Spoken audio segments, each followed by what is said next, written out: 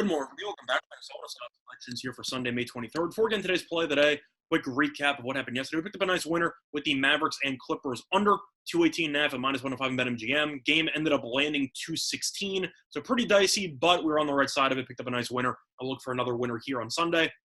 And for the play of the day, we're going to be looking at a player prop in a matchup between the Lakers and the Suns. They'll be taking place at around 3:30 p.m. Eastern Time. And for the play of the day, we like DeAndre Ayton points and rebounds under 22.5 at minus 115 at BetMGM. The time recording of 2:20 a.m. Eastern Time. Now, a couple reasons why I'm a fan of this relatively obscure prop. First of all, Ayton has really not been playing too well lately, and a lot of people might not have noticed because the Suns, of course, ended up being the 2 seed in the West. But Ayton has recorded less than 23 points and rebounds in regulation in 8 of his last 9 games. Now, in general, it's 7 of the last 9, but he did finish with exactly 23 against Cleveland a couple weeks ago after getting 2 rebounds in overtime. So he ended up going under in regulation and then went over in overtime.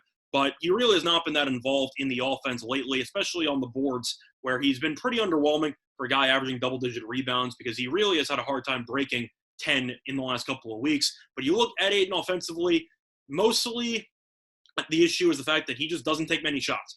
Ayton has attempted less than 9 shots in 7 of his last 9 games. And if you look at how his matchup against Anthony Davis went a couple of weeks ago, it was even worse. Ayton only attempted 3 shots, finished with 6 points and 6 rebounds in 33 minutes. Plus, he also allowed Anthony Davis to score 42 points. So Ayton got absolutely killed both offensively and defensively. And I do have to question if Monty Williams will stick with him if things are relatively ugly early on in that matchup.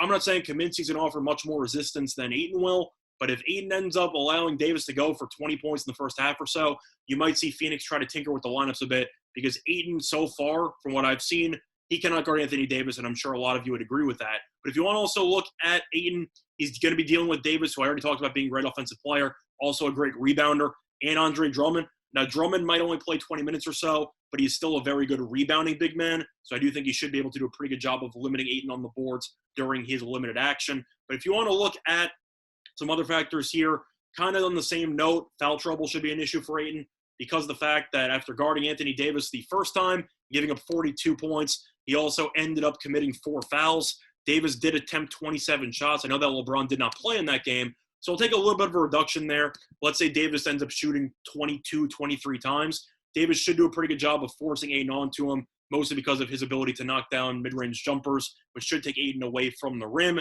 And Davis is also pretty crafty when it comes to getting to the line frequently, and I do think he could force a couple of fouls on Ayton early, which could get him headed to the bench early in the first quarter. Now, if you also want to look at another factor here, this is going to be Ayton's first playoff game in his career. Now, I'm not sure how many of you actually factor in potential nerves when it comes to inexperience in the playoffs, but Ayton, in his first career playoff game, while playing some awful basketball lately, now has to face off against the person who absolutely torched him 2 weeks ago and against the defending champions. I don't think that's going to go well. I think Ayton should have a pretty rough game, especially against the number 1 defense in the league. And I think Ayton will probably finish with similar numbers, maybe a little bit more on the rebounding department, but probably around, I'd say, 7 and 10 or so, something like that. There is a chance he might go for maybe 11 and 9, but 22.5 is just simply too high. And I do think that even though it is juiced to the under, it should be more heavily juiced, which is why there is some value on this current line. So play that once again here for Sunday. May 23rd is going to be on DeAndre Ayton points and rebounds under 22.5 at minus 115 in BetMGM. Bye, everyone.